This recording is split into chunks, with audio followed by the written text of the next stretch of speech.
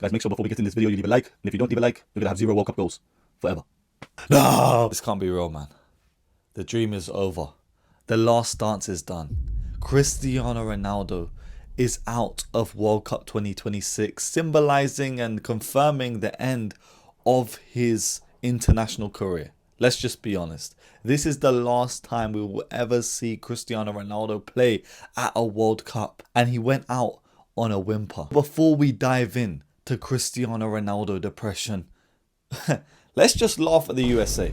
Because what on earth just happened? Yeah, 1 a.m. game. 1 a.m. game and you're getting slapped up by Belgium and a bunch of washed players. Because nobody even thought Belgium were going to get past Senegal, and you had a real opportunity to take it to Belgium and say, you know what, you were dominated against Senegal for the entirety of that first 80 minutes of the game, and we now know where we can pick you off.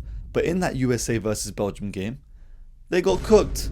Yeah, the US absolutely got finished, and I'm loving it. I'm absolutely loving it. Now all the host nations are out of the World Cup, so see you later. But honestly, the US self-imploded. And there was a bunch of controversy going into this game with the suspension of following Balogun's red card. In the previous game, he would get given a red card and then it would get suspended. And then in this game against Belgium, it almost seemed like he was still suspended. Like for the first 30 minutes of this game, the ball was just all in the US's half and all in their box, and the ball was not being touched once by Balogun. Belgium would have 15 shots throughout this game and 7 on target, whilst also having 22 touches in the USA box, compared to the US's 7 shots throughout the game with only 2 on target, and just a measly 12 touches inside the Belgium box. And let's not lie, let's not act like this Belgium defence is the one of old, the one of Alderweireld and Vertonghen. This is a washed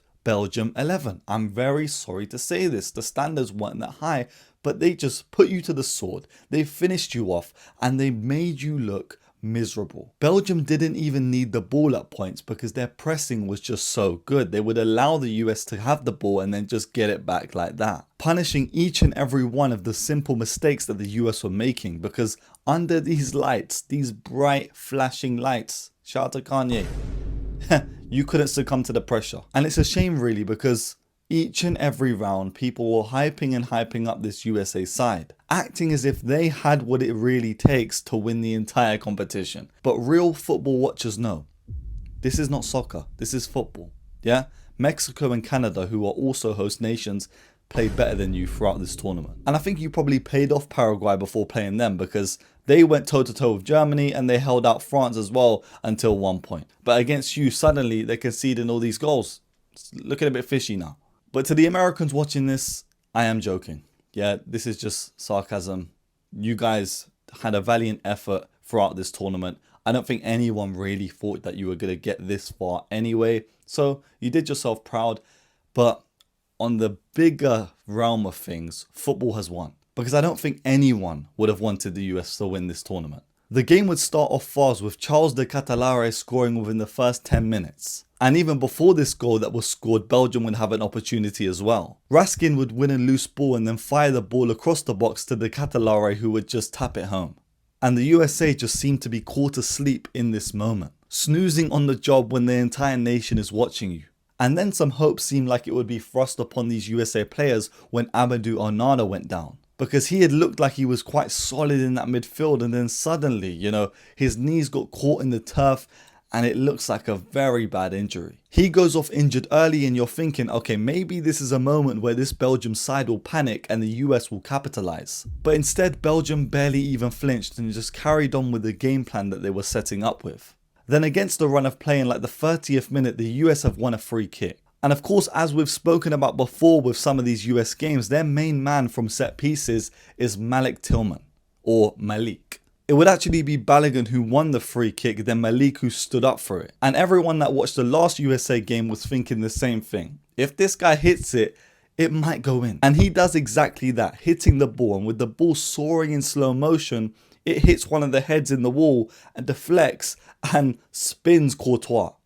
Because Courtois is going to that right, but the ball moves to his left and it's in the back of the net. Malik Tillman has done it again, scoring from a free kick, but with the help of a head in the wall. And from here you're thinking, okay, the USA, they're going to take it to the Belgium national team and they're going to capitalize on this moment of misjudgment. But just 2 minutes later, they capitulate with De Ketelaere putting Belgium 2-1 up. And De Ketelaere finds himself in the same position that he was. He looked like these guys weren't breaking a sweat, but they're just putting the USA national team to the sword. And this dominance would continue into the second half, with Belgium getting their third. And with De Ketelaere being involved again and Fries getting caught out, the ball would eventually fall to a Belgian player.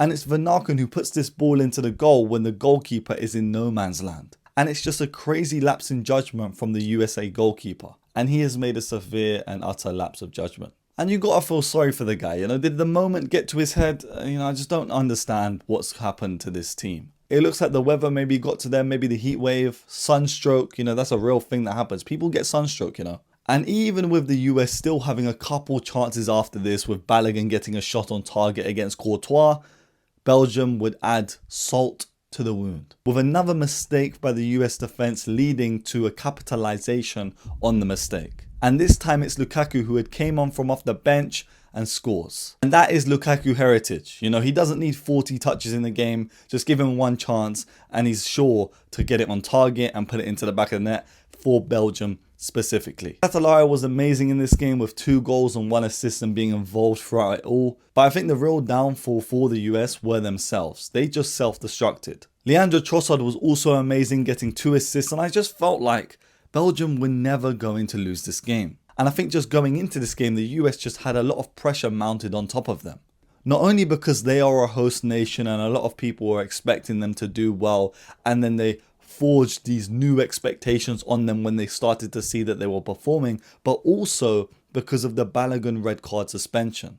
And the US probably thought, now if we don't, get something with our main striker back into the team, we're going to look like idiots. And the US will just have to wait for another World Cup to eventually reach the quarterfinals like they did back in 2002. But ultimately for American fans, what did you guys expect from your national team this year? I just really want to know. I actually want to know. I don't know where someone like Christian Pulisic was, the guy that's lauded as the GOAT of current American football. But yeah. Just don't know. We got bigger things to talk about. We got Portugal versus Spain to talk about. See you later. Now, this game was potentially the worst watch of World Cup 2026 so far. Yes, I'm being serious. Because even though Spain and Portugal are filled with star-studded players, somehow when these two titans collide, it's like they just freeze. But there were a bunch of storylines going into this game, with the youthful Yamal coming up against Cristiano Ronaldo once again after their previous battle in the Nations League final. With this being Ronaldo's last dance at a World Cup, his last chance to get his hands on one, and Yamal's first time really experiencing a World Cup. And with 2 of these nations' midfields filled with superstars, this was going to be a movie. But the movie in question was, just imagine the most boring movie of your life. Them movies that are just long for no reason. I'm going to say Tenet. This movie was bad. I don't care what anyone says, it was boring. Or Oppenheimer, aka Sloppenheimer. Whoever likes this film, you're cooked, man. This is not a good film. You know what is a good film?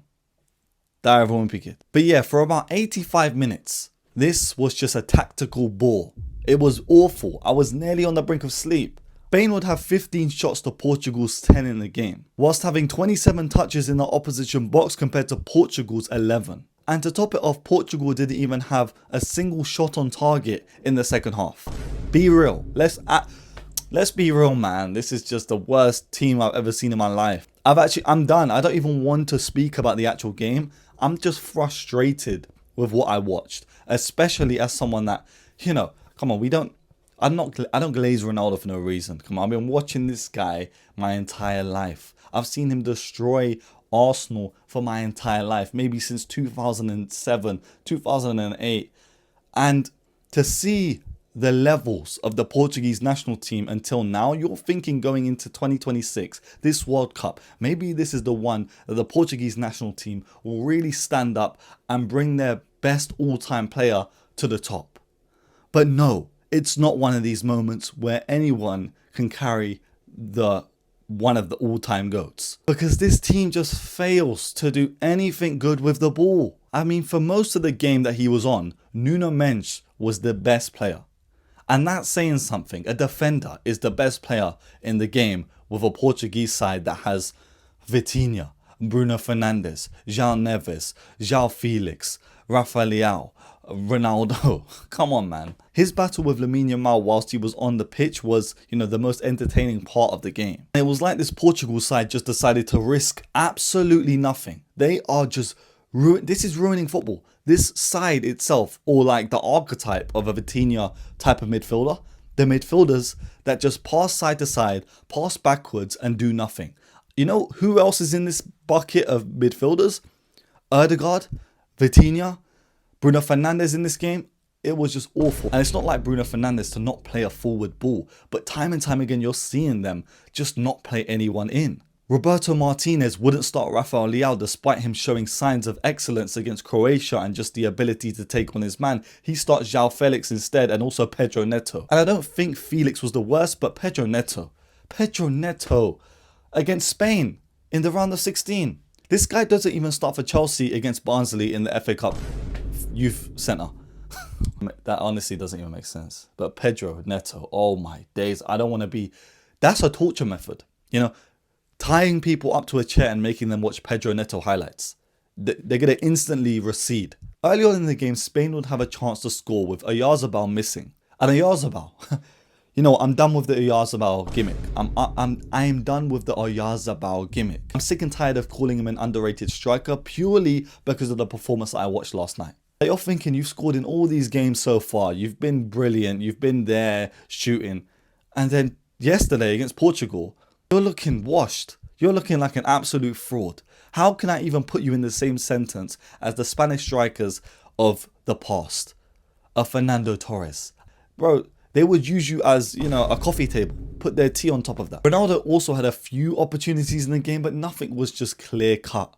With Ronaldo not move, but it seems like no one trusts him. It's like there's an old pensioner on the pitch and people are scared to pass it to him because he's going to lose the ball. But then on the Spanish end of things, their entire attack was just like, okay, let's pass the ball to Lamine Yamal, see what he does. And for someone who's still really coming back from this hamstring injury, you can tell that his explosivity is not really there, with him having 2 or 3 chances in the game. But again, nothing clear cut. Alex Baena as well on that left-hand side. Please, give Lamine Yamal some respite. Maybe do something with your life on that left-hand side. There was just nothing. And I think Ferran Torres has got to start next game, because as soon as he came on in that second half, there was some combination play with Lamine Yamal. And I think Nico Williams, if you're even 50% fit, get on the pitch. I'm done. Because Spain look rubbish without these guys. It's just a battle of the midfield. And I guess the best midfielder and the best player for Spain yesterday was probably Rodri in the middle. Pedri was okay, but Rodri really is the composer of the midfield. He dictates everything from the tempo of the game to also how aggressive everyone is playing. It would be like past the 90th minute where Mikel Merino would finally come onto the pitch and make the impact that a lot of Arsenal fans kind of knew he was going to do. As soon as this guy started warming up and I saw him walk onto the pitch, I said, you know what? He's definitely scoring. He's scoring the winner. And simply with one ghostly run into the box and a brilliant pass to him, he scored. Something that Oyarzabal couldn't do with all the minutes that he had on the pitch. And it's the players that I mentioned, the best players on the night, that really combined to make this goal. With Rodri spotting the move, Ferran Torres slipping the ball through, and then Mikel Merino finishing off, making it 1-0 and sending home Portugal. And this has to be one of the biggest Portuguese failures that I have ever seen. Aside from Nuno Mendes and also Diogo Costa in goal, there was not one player on that pitch today that can leave this tournament with their head held high. Because the only real, let's say like real good win that they had in the entire tournament was against Uzbekistan. Like I said before, it's not a proud performance if you're winning 5-0 against Uzbekistan in football. If you're winning 5-0 on the scorecard in a UFC match against an Uzbekistani fighter, then okay, I'm going to give you a round of applause. But you're winning 5-0 against Uzbekistan in the football, like, come on, let's just calm down. And it's so bittersweet because Portugal didn't even get really battered by Spain. They had a chance here. Spain weren't up to it too much. They weren't really playing that good. And you can tell that I don't think they're going to have the quality to go all the way in this tournament unless something really changes, a rejig in the attack. Because a lot of their control just comes from the centre-backs and the midfielders, with Pau Gassi and Rodri having the most touches in the game for them. With them allowing Spain to have more control of the game, never really pressing, just sitting off, and you're just looking at these players and thinking, what is going through your mind to not either track down the ball, have some sort of urgency about the way you're playing? Time and time again, yeah, I saw the midfield get the ball, like a Vitinha or a João Neves or a Bruno Fernandes, pass sideways, and then instead of making a forward run or moving into space anywhere in front of the player that they've just passed to, they would go to the side of them, or they would go behind, tucking in. What are you doing? Like, you've been losing for 60 minutes of this game and you're tucking beside. Bruno Fernandes, hang your head in shame. Vitinha, hang your head in shame. I'm done with this nonsense. You can't convince me that these two are elite midfielders right now. Yeah? Vitinha, I'm done with the Vitinha gimmick. Do you... No, I'm actually done. Headband gimmick. And I don't know if they have some sort of agenda against Ronaldo, but not even one ball in behind. Not even one good cross into the box. I think the only good cross in the box came from Pedro Neto, and that's saying something. Portugal came into this World Cup with Ronaldo, Vitinha, Bruno Fernandes, João Neves, Bernardo Silva, Rafael Leao, João Felix, Ruben Dias, Pedro Neto, Gonçalo Ramos, Diogo Costa, just a star-studded squad. And this is not a squad that should be going out at the round of 16 because the talent is there. So now I'm putting my hands up and saying I'm just done with Portugal forever. Of course, we are all done. I think everyone collectively can accept nobody is supporting Portugal from now on. No neutral is supporting Portugal because it's done. Ronaldo's done. Last dance over. Crying at the end of the game. You didn't really do anything to help yourself. I'm done with this conversation of, oh, is Ronaldo washed? Ronaldo has been washed for a long time. And true fans of his game understand that. We understood. But it's just disappointing. Because it's not like he was dramatically worse than the rest of his teammates. They're just on the same level. Everyone is bad. It would be one thing if Ronaldo was the worst player on the pitch and the entire Portuguese team looked amazing. And they're all running forward, transitional play, you know, little bits of passing here and there. But they're all on the same level. Everyone is just passing sideways. Ronaldo's just up there walking about. How many steps did he get in the game? Like 3,000. I don't think he even moves. The wingers, they don't take on their men. They just pass it inwards. It was the worst game I ever watched in my life. And it's a shame because Ronaldo, you know, a man that has revamped Portuguese football in, you know, the modern era, is going out absolutely sad. And that is another one of the GOATs that is down at this World Cup. Neymar, goodbye. Modric, goodbye. Ronaldo, goodbye. And today, as I'm making this video, it's Messi going up against Egypt. Let's see how, you know, one of the GOATs or the GOAT responds to this. But I'm honestly getting tired of it. I think this will ultimately be Ronaldo's last time to really shine on the world stage. He doesn't really have anything to prove either. I don't know why there was even expectations going into this tournament about Ronaldo. He's not got the game style to compete at this level anymore. And in 6 World Cup tournaments, he's got 25 starts, 11 goals and 2 assists. But yeah, that sets up a game between Belgium and Spain in the quarter-final. And after watching the Belgium against US, they could probably do some damage to Spain. But that's if they can get the ball. Let's just see what happens in the next round and see if Spain can really configure a good attack, because they've gone into the last couple games and their attack hasn't looked the best, even though they scored a bunch of goals. So it's unfortunate that Ronaldo has gone out. It's unfortunate that Portugal has gone out, but that's how it goes. And I want to say this with chest now, hand on heart. I am never, ever in my life going to rate Vitinha as a footballer again after seeing this tournament.